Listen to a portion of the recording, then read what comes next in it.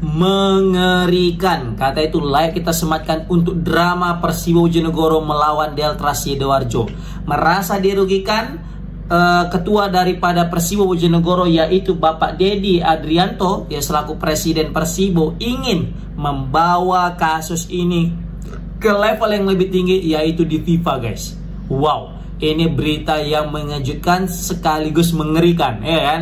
Mengejutkannya kenapa? Kita pikir dengan keputusan PLIB ini sudah selesai lah masalah ini. Ternyata ini menjadi masalah yang lebih besar lagi. Kenapa? Karena Persibo di sini dengan keputusan dilakukan PT LIB ini merasa dirugikan. Kita tahu pertandingan sebenarnya sudah satu sama, ya kan? Yang mana Persibo mampu menyamakan kedudukan di menit 90 plus 4 melalui Amir Hamzah memanfaatkan tiang gawang tembakan daripada Osasaha. Nah, skor jadi satu sama. Jadi peluang untuk lolos Persibo tuh udah 99% karena tinggal menyisakan semenit atau 2 menit lagi.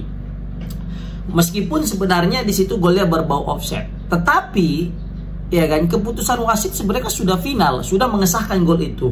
Dan di sini tidak ada VAR. Kalau tadi memang ada VAR, mungkin itu akan menjadi pertimbangan. Tapi ini tidak ada VAR.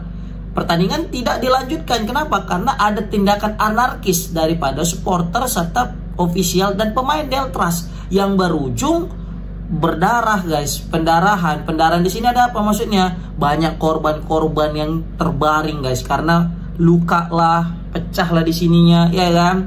Yang mana bisa kita lihat video-videonya bertebaran di sosmed.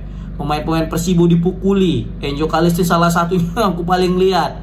Banyak juga pemain yang tidak bisa melawan, terakhir habis kena dikerumuni sama pemain-pemain atau mungkin supporter daripada Deltras. Ini mengerikan.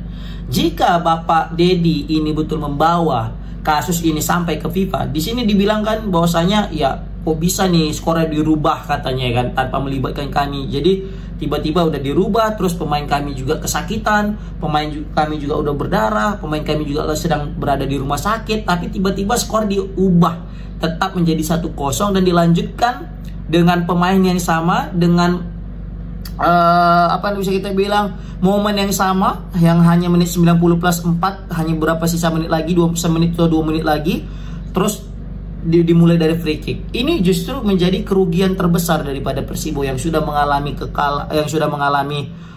apa bisa kita bilang pendarahan, yang sudah seharusnya bisa dapatkan 1 poin terakhir bisa jadi terancam, yang harusnya bisa lolos tapi terancam. Nah, jadi wajar aja nih jika Persibo ini ngeyel pengen ini kasusnya dibawa ke ranah hukum yang lebih tinggi yaitu di FIFA, guys. Nah, ini kan jadi mengerikan nih, jadi agak panas suasana gini kan. Bisa-bisa nanti takutnya Liga 2 ini diberhentikan nih. Nah, kalau di Liga 2 diberhentikan udah wassalam gitu ya kan.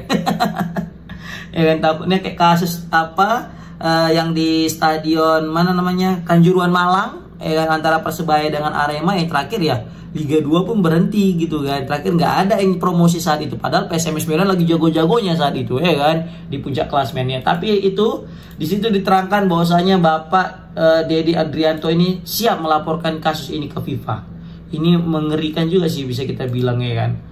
Karena apa? Karena imbasnya ke klub-klub yang lain juga gitu. Jadi makanya ini banyak sih aku lihat dia juga minta maaf gitu ya. Banyak supporter-supporter Persibo juga kayaknya minta maaf gara-gara kasus ini, jadi banyak yang menderita. Salah satunya ya peserta-peserta Liga 2 lainnya, yang mana pertandingan seharusnya bisa dimainkan di hari ini tapi tidak bisa. Ini kan tanggal 18. Kalau nggak salah hari ini mainnya pertandingan pertama playoff apa namanya 8 besar. Pemain yang lain, klub yang lain sudah booking hotel, sudah booking pesawat ya, sudah booking semuanya lah, baik akomodasi serta ya pokoknya yang lain lah, macam-macam udah di booking jauh-jauh hari. Tapi gara-gara drama Deltras dengan Persibo yang tidak kunjung berakhir, ini berdampak buruk kepada klub-klub lainnya ya kan. Ini bisa jadi alarm bahaya ya, karena kita tahu klub Liga 2 ini sebenarnya modalnya semua rata-rata pas-pasan ya kan. klub Liga 2. Beda mungkin klub Liga 1 yang pasti banyak sponsor. Tapi kalau di Liga 2 ini kan pas-pasan. Untuk mengarungi Liga 2 ini berakhir aja tanpa minus dan juga tanpa gaji juga lancar aja udah syukur sebenarnya. Nah ini tiba-tiba ada lagi ditunda. Padahal sudah booking. Ini kan menjadi masalah baru muncul guys. Selain daripada masalah ini. Ya kan, maka dari itu kayaknya PT LIB harus apa bisa kita bilang ya, mengambil langkah lagi nih, langkah yang lebih bijaksana kesannya. Tapi mungkin ini udah langkah bijaksana bagi mereka gitu kan, dengan tidak mengesahkan gol Persiwo Bojonegoro. Tapi di sini banyak sekali akun-akun di sosmed ya yang mengecam keputusan PT LIB. Terkhusus di sini aku melihat postingan daripada Bang Akmal ya. Bang Akmal kita tahu dia pecinta sepak bola, pengamat sepak bola juga, dan dia juga sering sekali mencari kebenaran di dalam ada masalah. Di sini bersama dengan Bung Hamzah dia menceritakan bagaimana tentang kontroversinya keputusan daripada PT LIB yang menganulir gol kata dia.